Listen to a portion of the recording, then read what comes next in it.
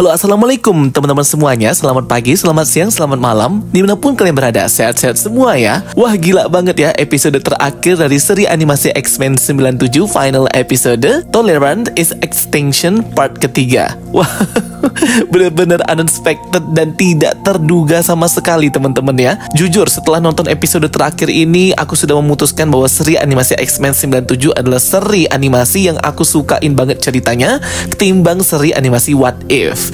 Karena ini sama-sama seri animasi dari Marvel Animation, jadi aku lebih suka versi X-Men 97 ini teman-teman ya. Aduh, aku sudah gak sabar banget nih mau nge-breakdown setiap detail scene per scene dari episode ke-10 final episode ini. Udah, gak usah berbacot, langsung aja kita breakdown ya teman-teman, Easter egg dan detail tersembunyi yang kalian lewatkan di episode ke-10 X-Men Animasi 97. Bagi kalian yang belum join grup spoiler Telegram Jokastoy, segera join, link invite grupnya sudah aku pin di kolom komentar. Jangan lupa juga follow official account TikTok dan Instagram Jokastoy. Oke, langsung aja ya teman-teman, here we go. Episode ke-10 ini dibuka dengan flashback pertemuan antara Charles Xavier dan Eric Lancer di sebuah bar, tepatnya di camp militer gitu teman-teman ya. Di sini mereka masih muda, bahkan Charles Xavier itu masih bisa berjalan. Scene ini merujuk ke cerita X-Men First Class, di mana Eric Lancer dan Charles Xavier itu baru pertama kali bertemu dan baru pertama kali berteman. Jadi di masa ini belum ada tim X-Men, belum ada X-Mansion, dan kekuatan para mutant ini juga belum terungkap. Di sini baik Eric Lancer dan juga Charles Xavier belum mengungkapkan bahwa diri mereka adalah mutant. Namun segera Charles berkomunikasi lewat pikiran kepada Eric dan memberitahukan bahwa ia adalah mutant. Terlihat di sini bahwa mimpi Charles Xavier dan Eric Lancer itu sama, yaitu membawa bangsa mutant agar bisa hidup berdampingan dengan para manusia. Namun ternyata ini hanya ilusi ya di dalam pikiran Profesor Charles, hive mind-nya. Eric pun sadar bahwa ini hanyalah pikiran masa lalu ketika mendengar suara Rogue yang berteriak di luar dari bar itu yang dipenuhi dengan lautan dan juga air laut. Mereka berdua ternyata berada di dalam pikiran si Eric Lancer itu sendiri. Eric pun berkata ini adalah pelanggaran.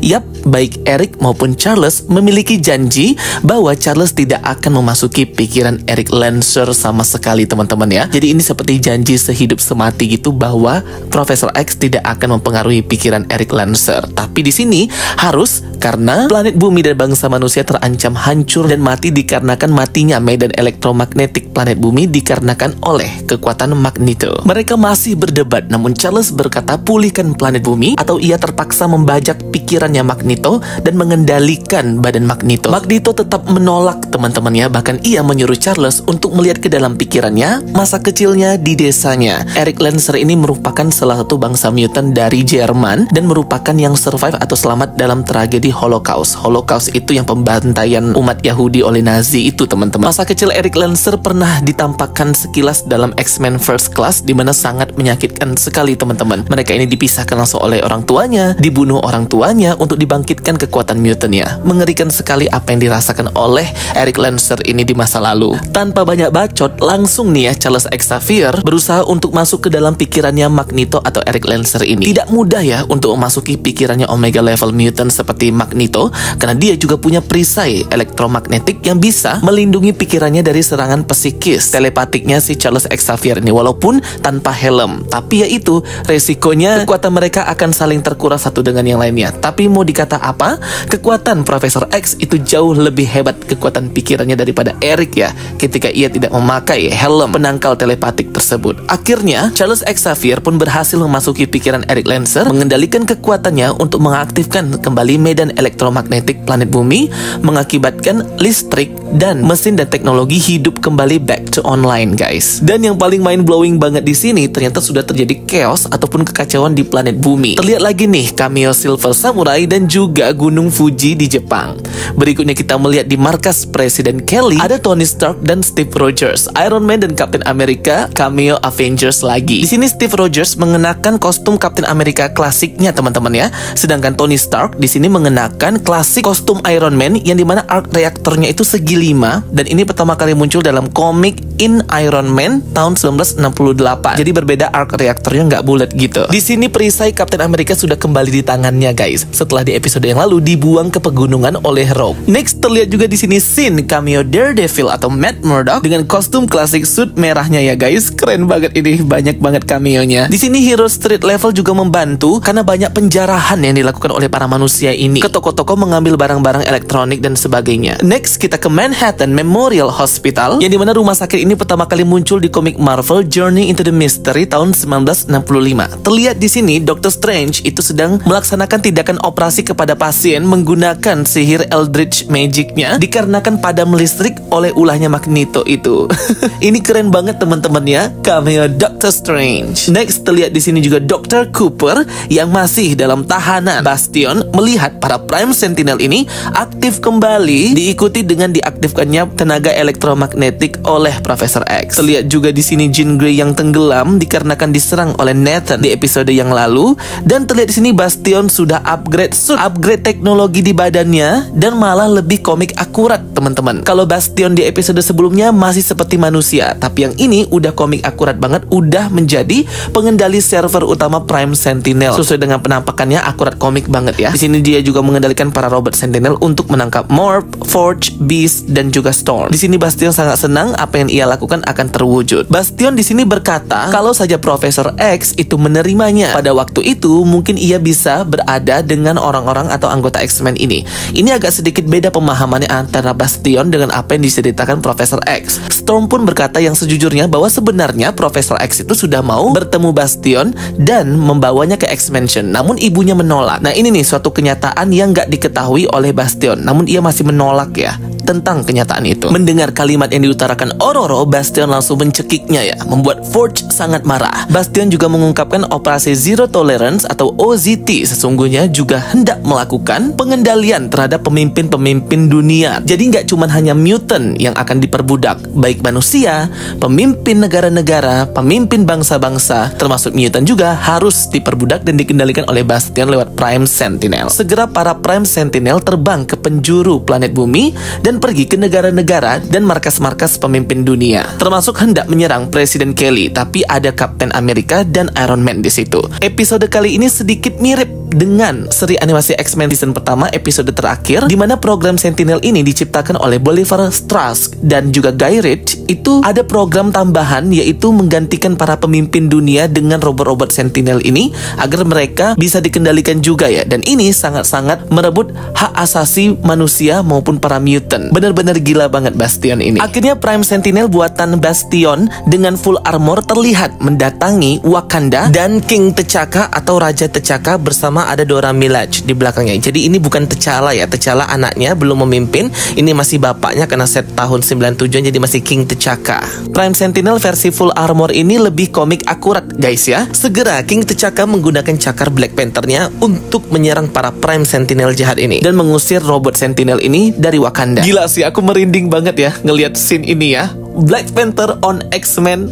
Wah, padahal udah cocok banget ya kalau ini T'Challa bersama dengan Storm seperti di komik, mereka menikah dan Storm jadi Queen of Wakanda. Tapi ini adalah King T'Chaka, ayahnya T'Challa. T'Challa masih ada, pasti umurnya masih 20-30 tahunan di tahun 97 itu guys. Mungkin aja ya teman-teman, karena memang dari kredit pengisi suaranya tertulis di sini King T'Chaka. Terlihat Prime Sentinel juga menyerang manusia, gila banget ya. Dan di sini ada cameo Josie Bar. Josie Bar ini merupakan bar yang berlokasi di Hell Kitchen, New York City, tempat Matt Murdock atau Daredevil serta teman-teman law firmnya itu sering menghabiskan malam mereka dinner gitu guys. Josie Bar ini juga akan muncul di series Daredevil Born Again. Wah, keren banget ya. Josie Bar Hell Kitchen ini pertama kali muncul di Marvel Comic Daredevil tahun 1979. Daredevil hendak menyelamatkan para korban, namun ia juga diserang oleh Prime Sentinel. Padahal dia bukan mutant, tapi untungnya di sini ada Cloak dan Dagger muncul untuk membantu Daredevil.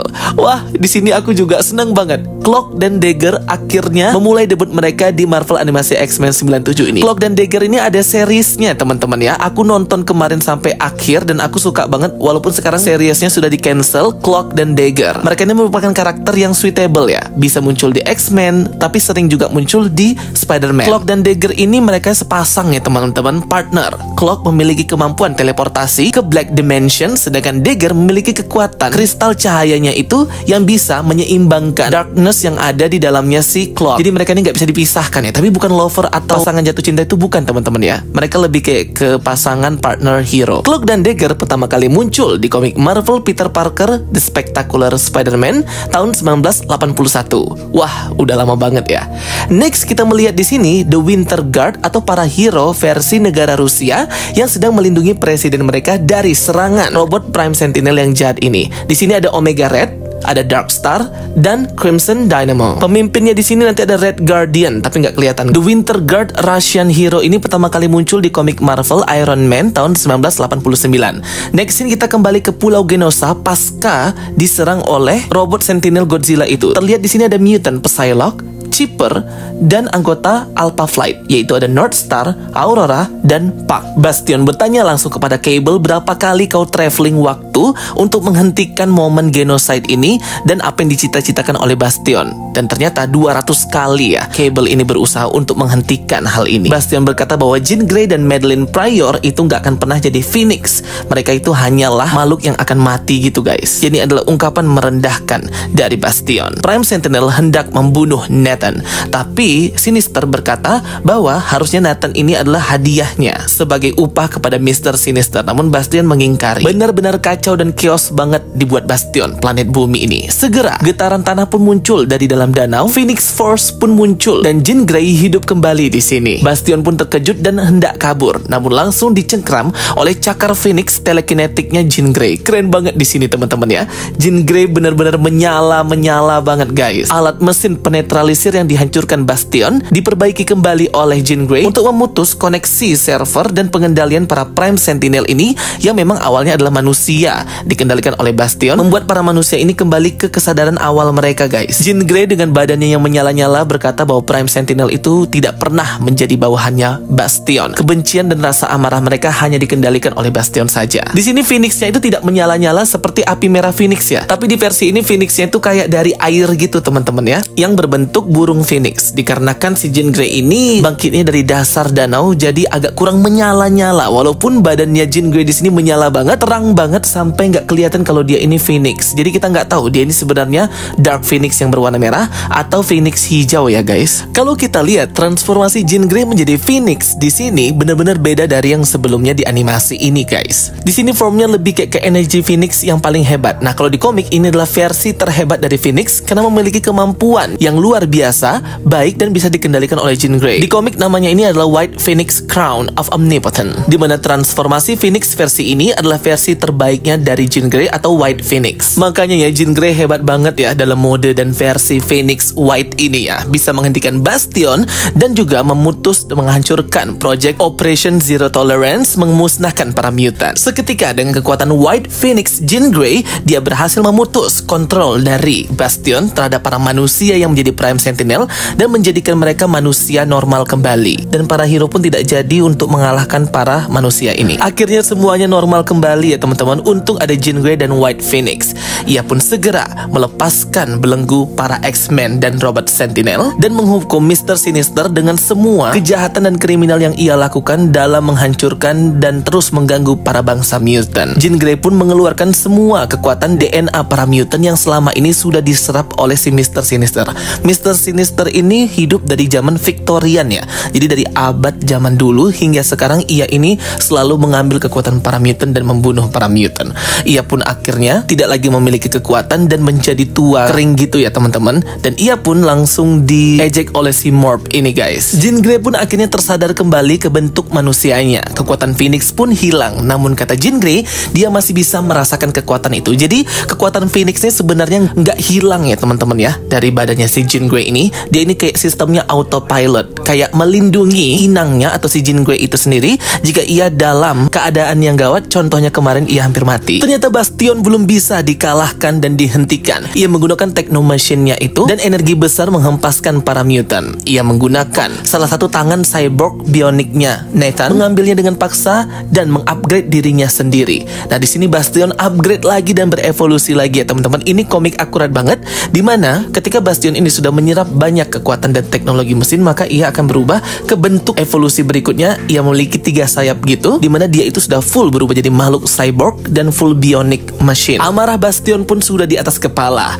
Ia sudah tidak peduli lagi ya. Yang ia inginkan sekarang adalah pemusnahan. Ia pergi ke asteroid M atau island M di luar orbit bumi untuk menghempaskannya agar planet bumi hancur bersamaan dengan makhluk-makhluk lainnya termasuk mutant dan manusia. Di sana kan ada kelompoknya Rogue, Professor X dan Magneto ya teman-teman. Di sini tidak sadarkan diri nih antara Charles dan Eric Lancer dikarenakan serangan dan penetrasi psionik pikirannya Profesor Charles Xavier yang membuat pikiran mereka ini menjadi lumpuh dan terkoneksi satu dengan yang lainnya. Jika satu mati, yang lain juga mati. Jika satu selamat, yang lain juga selamat. Kekuatan besar pengendali pikiran Profesor X yang menyerang pikirannya Magneto membuatnya kehilangan kesadaran dan lupa akan masa lalunya, akan tujuannya dan semuanya. Di sini Profesor X berusaha untuk membantu mengingat kembali pikirannya si Eric ini di dalam host atau hive mind pikirannya Profesor X. Logan terlihat di sini masih dirawat ya, dengan sekujur badannya penuh dengan luka yang sangat serius guys. Cyclops berusaha untuk menyemangati Wolverine atau Logan untuk berjuang agar healing factornya itu bekerja, memperbaiki badannya yang rusak dan hancur akibat Magneto itu. Cyclops dan anggota X-Men lainnya dihubungi oleh Profesor X melalui telekinetiknya, berkata bahwa psikis dari tubuh Profesor X dan Eric ini sedang kolaps, tetapi pikiran mereka masih tetap berjalan untuk terbangun dan memulihkan pasca pengendalian pikiran yang dilakukan oleh Profesor X di awal tadi. Jean Grey langsung memperingati Rogue, Cyclops, Nightcrawler, Roberto dan Jubilee akan kedatangan Bastion yang hendak mengambil asteroid M dan menghempaskannya ke planet bumi, di mana Bastion ini sudah menjadi jelmaan masa depan atau the future incarnate. Mereka harus bekerja sama untuk menghentikan Bastion, karena jika hal itu terjadi, maka inti gravitasi planet bumi akan hancur dan kehidupan para makhluk hidup dipertaruhkan. Bastion pun melesat langsung menuju inti core atau inti energi dari asteroid M. Bastion hendak menyerap inti energi asteroid M tersebut, namun digagalkan oleh tinjuan keras dari Rogue sambil berteriak bahwa yang ia bunuh di Pulau Genosha adalah Gambit, disusul dengan air mata si Rogue itu ya teman-teman. Gila sih, ini kekuatan Rogue benar-benar kuat dan hebat banget ya. Ia memukul Bastion hingga terpental ke bulan dan jatuh di reruntuhan kota kuno The Blue Area of the Moon. Yap, bagi kalian yang nggak tahu, ini adalah reruntuhan dari peradaban awal Kree sebelum mereka pindah ke Hala. Jadi The Blue Area of the Moon ini memiliki The Ancient Blue City atau kota kuno biru yang merupakan awal asal-usul dari bangsa Kree ini ya. Bagaimana mereka bisa memiliki banyak teknologi maju banget dan pindah ke Hala. Kota reruntuhan The Blue City di bulan ini, The Blue Area of the Moon, pernah juga muncul di seri animasi X-Men 90-an pada episode Dark Phoenix. Badan Bastion pun hancur, tapi karena dia robot, dia bisa memperbaikinya lagi. Rogue pun hendak menyerang Bastion lagi, namun ia menggunakan kekuatan Cable teleportasi langsung menangkap leher dan mencekik Rogue teman-teman, mengangkatnya ke atas udara. Rogue pun hampir saja mati, tetapi Bastion langsung diserang oleh kekuatan dari Roberto Sunspot. Di sini akhirnya dia mendeklar namanya sendiri menjadi Sunspot. Roberto sendiri ini pernah muncul di film X-Men Fox ya, Roberto da Costa di film The New Mutants, dan ia memiliki kekuatan Sunspot atau kekuatan inti dari matahari. Kekuatan matahari Sunspot yang hebat membuat langit sangat bercahaya. Orang-orang di bumi yang melihat pun langsung mengabarkan tentang hal itu. Para pemimpin dunia, United Nation dan Presiden Kelly ini berusaha untuk menyerang asteroid M yang bisa menghancurkan inti gravitasi planet bumi, menyebabkan kehancuran total planet bumi. Bahkan di sini King T'Chaka dari Wakanda juga menyetujui untuk Presiden Kelly menghancurkan asteroid M. Didukung juga di sini oleh Steve Rogers atau Captain America. Akhirnya Presiden Kelly pun menjalankan Magneto Protocol. Yap, Magneto Protocol ini adalah sebutan untuk menghancurkan asteroid M atau mengalahkan Magneto dengan misil dan tembakan besar dari pemerintah Amerika. Pertama kali Magneto Protocol ini muncul di komik Marvel Uncanny X-Men volume pertama, isu 300-an gitu teman-teman. Kembali ke dalam pikirannya Profesor X. Profesor X masih terus untuk menyadarkan Magneto agar ia bisa mengingat masa lalunya. Magneto pun melihat sekilas orang-orang yang ia cintai di sebuah kapal di luar lautan. Di dalam pikirannya juga ada Rogue dan ada bayangan dari 3 orang anaknya Magneto atau Eric, yaitu ada Polaris atau Lorna, Quicksilver atau Peter, serta Scarlet Witch atau Wanda. Akhirnya di sini kelihatannya Wanda walaupun cuma shadow shadow atau bayangan aja ya, gengs. Namun Magneto di sini masih tidak percaya. Ia tidak percaya apa yang dikatakan Profesor X karena ia tahu orang-orang yang disayanginya akan terus meninggalkannya sendirian, bahkan sahabatnya, saudaranya sendiri, yaitu Profesor Charles Xavier.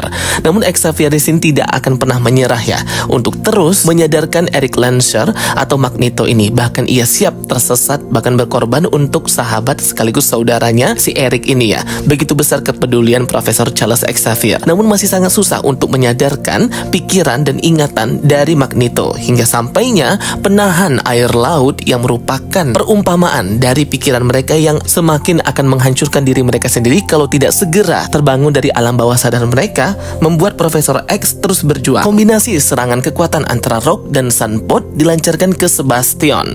Namun masih tetap tidak bisa ya. Dia ini sangat hebat si Bastion ini. Bahkan ia menciptakan kekuatan untuk menghisap Rogue dan Sunspot seperti membuat inti gravitasi baru dan menghempaskan mereka. Bastion pun langsung pergi lagi menuju ke asteroid M. Untung ada Nightcrawler agar Cyclops dan Jubilee bisa menyerang dengan kekuatan energi mereka. Bastion pun juga menyerang mereka bertiga di sini. Terjadi pertarungan yang sangat seru banget di sini teman-teman ya. Aku suka banget di sini fight koreografi scene-nya dan kerjasama tim mereka. Apalagi kekuatan teleportasi Nightcrawler yang membuat Sebastian kebingungan, namun ia masih tetap bisa menangkap Nightcrawler. Untung ada Cyclops dan Jubilee yang menahannya. Kekuatan laser dahsyatnya Cyclops menyerang Bastion, tapi Bastion tidak bisa menahannya dan terpental sangat keras. Bastion pun ternyata masih hidup lagi ya teman-teman. Dia malah masih menyerang Jubilee dan Cyclops bersamaan. Namun Jubilee di sini menggunakan kekuatan kembang api energinya itu, light energy, menyerang Bastion. Hebat banget si Jubilee ini ya. Walaupun dia masih teenager dan remaja, tapi dia berhasil membuktikan bahwa dirinya adalah X-Men sejati. Bastion pun sudah hampir kehilangan setengah dari wajahnya, namun ia masih terus melawan para X-Men dan mutant ini. Karena dia ini mesin robot, jadi dia nggak ada capeknya ya. Beda kalau seperti mutant yang pastinya ada stamina juga. Tiba-tiba Bastion pun terkena serangan dari robot Sentinel yang dikendalikan oleh Beast. Di dalamnya ada Jean Grey, Morph, dan juga Storm. Morph pun di sini berubah menjadi Sauron dan bisa terbang. Sedangkan yang lainnya bersatu dengan tim untuk menyerang Bastion yang masih bersikeras walaupun ditawarkan tempat oleh Cyclops. Yap, di sini mereka mencoba berbicara kepada Bastion, khotbah no jutsu gitu guys ya, untuk menawarkan perdamaian dengan Bastion ini untuk menghentikan apa yang sedang ia lakukan sekarang. Jadi mau dikeluarkanlah sisi kemanusiaannya. Tapi memang dasarnya Bastion ini pure evil dan sangat jahat.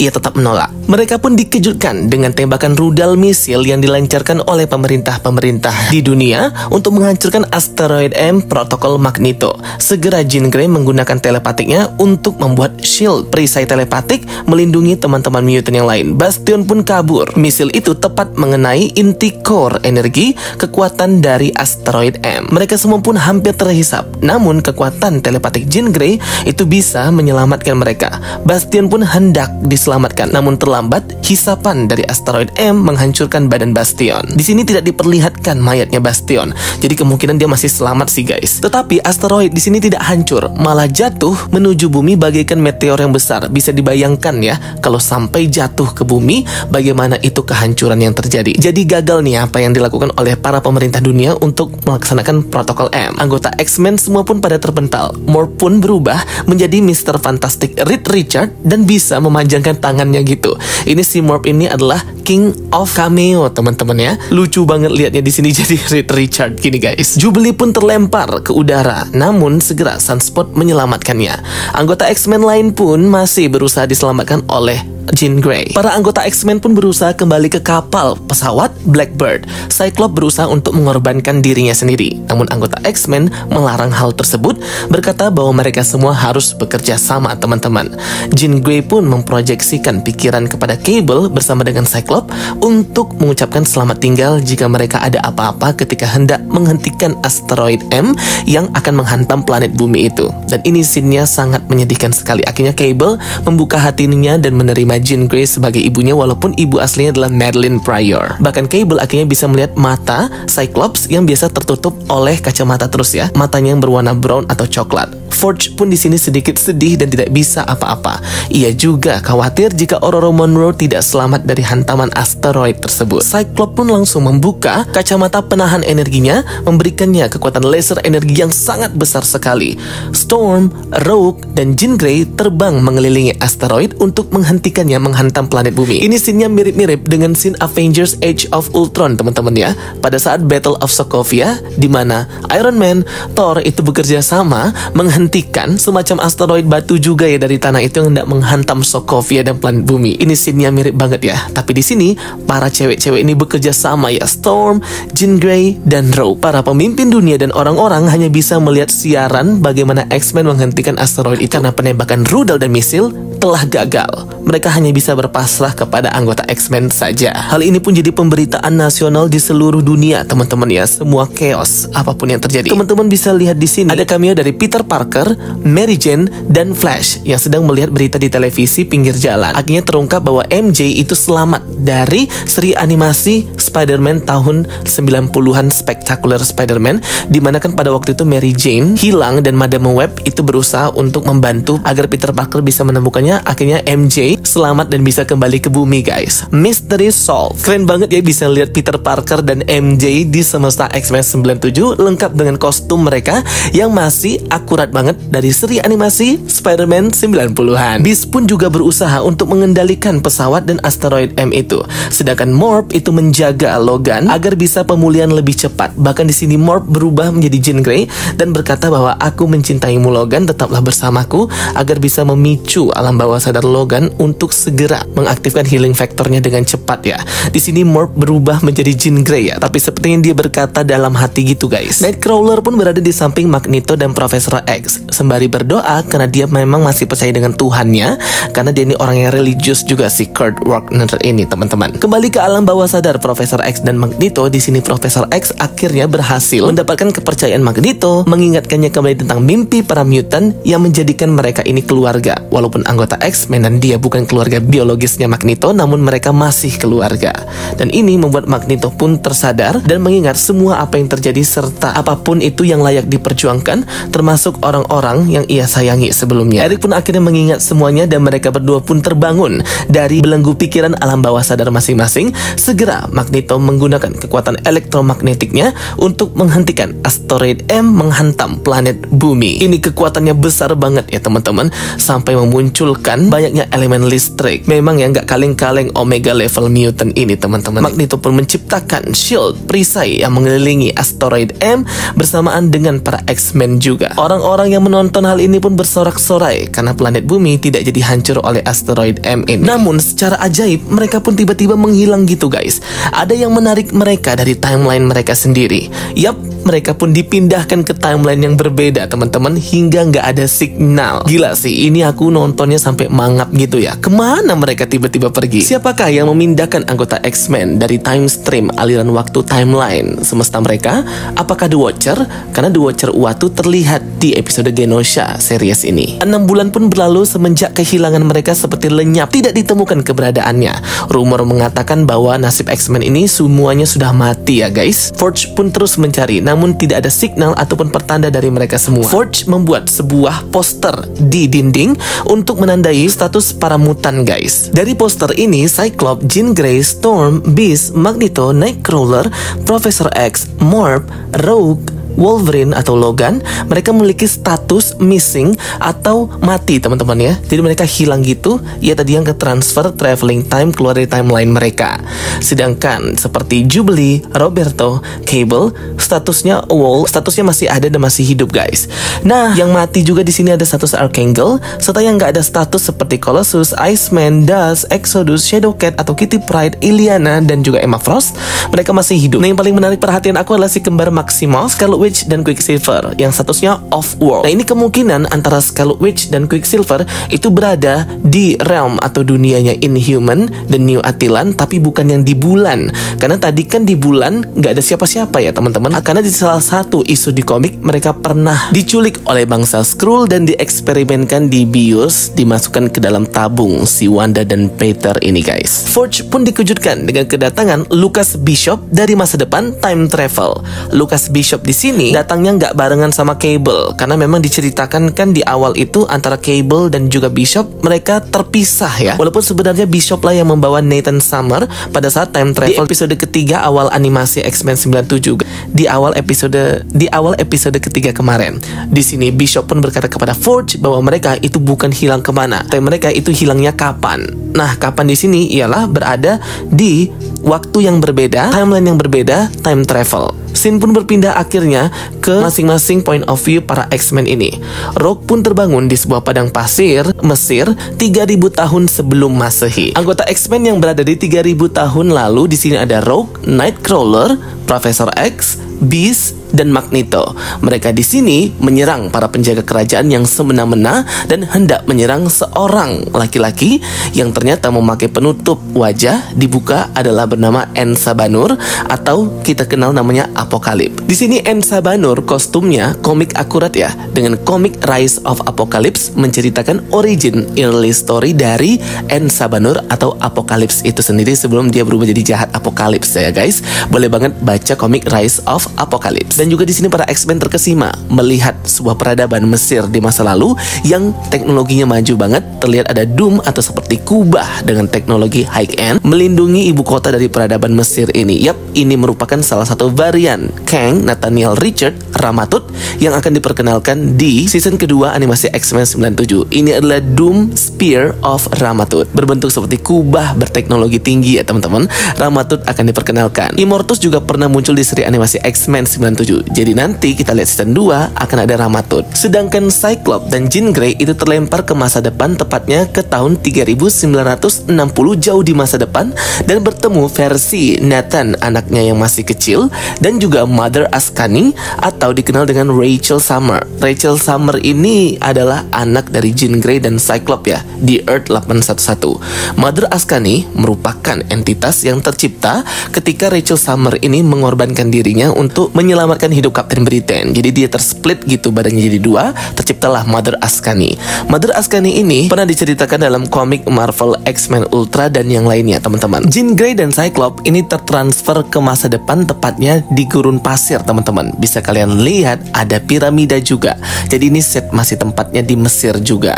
Mother Askani berkata kepada Jean Grey dan Cyclops mereka sudah sangat jauh dari Crash Coast. Crash Coast itu merupakan sebuah bangunan tower di Citadel atau ibu kota yang dibangun oleh Apocalypse. Yap, di sini juga akan diperkenalkan Apocalypse versi masa depan. Untuk mengetahui pertemuan Mother Askani, Cyclops, dan Jean Grey, kalian boleh banget baca komik The Adventures of Cyclops and Phoenix. Di sini udah jelas banget gimana bertemunya mereka dengan Mother Askani dan klan Askani. Nah, sedangkan Storm, Morph, dan Logan ini nggak tahu ke transfer traveling waktu ke masa mana ya. Tapi yang jelas Storm akan kembali di salah satu episode What If menjadi versi Thor ya guys. Gila, keren banget. Jadi itu dia ya guys. Dan dilanjut dengan post credit scene menampilkan present day di reruntuhan Pulau Genosha. Apocalypse kembali dan mengambil sebuah kartu Remy Queen. Ini menunjukkan bahwa Apocalypse nanti akan menghidupkan kembali Gambit dan menjadi salah satu dari The Four Horsemen, penjaga dari Apocalypse. Jadi Gambit ini akan bangkit dari kematian dan menjadi dead seperti di komik. Wah gila, keren banget ya. Ini seri animasi X-Men 97 terbaik, ratingnya 10 out of 10 guys. Ceritanya itu sangat seru sekali, aku suka ya teman-teman. Banyak easter egg-nya pula. Jadi sudah ketebak ya, season 2 nanti kita akan melihat 3 Apocalypse dari 3 masa yang berbeda, present, future, dan past. Dan pastinya para X-Men harus mengalahkan para Apocalypse dari 3 masa ini. Ditambah lagi ada varian Nathaniel Richard Ramatut. Nasib Bastion kemungkinan masih hidup ya teman-teman. Mungkin dia menjadi Onslaught atau yang lainnya. Semoga penjelasan dari aku untuk seri animasi X-Men 97 finale episode ini bisa membantu teman-teman semua. Mohon maaf kalau videonya kepanjangan. Kalau ada pertanyaan boleh banget komen di kolom komentar, kita diskusi bareng. Thank you for watching my videos. Don't forget to like and subscribe. Bye bye. See you next time.